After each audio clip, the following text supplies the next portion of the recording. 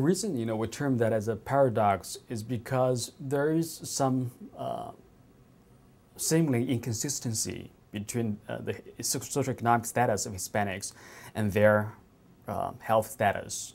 Usually, relatively healthy immigrants are coming to the U.S. Those who are relatively not so healthy are more likely to stay in their native countries. They are a hardy bunch. Anybody who can cross the Sonoran Desert or the Chihuahuan Desert and survive it, with one keg of water. You cannot only just focus on the physical side of the story. It's also about aspiration and the motivation. And these people might be more optimistic, and that's why they can, they're willing to take the trouble to come to the U.S. To search for their American dream.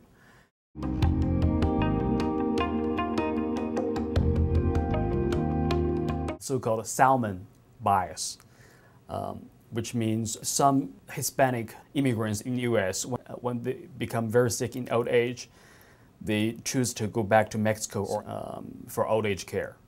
And that would also explain a part of the Hispanic advantage in health and mortality overall-wise. The life expectancy changes because people do go back to Mexico for the last few days, so that's going to change our rates also.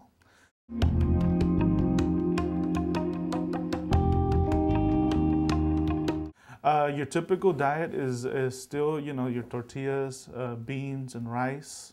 Fruits and vegetables are still at the forefront. So it's simple, very nutritious foods that don't have a lot of fat intake. The people in this area still, because it is so poor, I think we lean more toward growing a lot of our own food and only buying exactly what you need. Still have a tendency to just want to go to the butcher shop and buy a fresh chicken or whatever. So I think that helps in not introducing the fast food life and getting caught up in the diseases that are caused by fast food. Well, my family is not wealthy, so therefore we don't go to McDonald's or places like that. We do eat rice and beans, and I think that's one of the reasons why most Hispanics, they don't really go out to eat.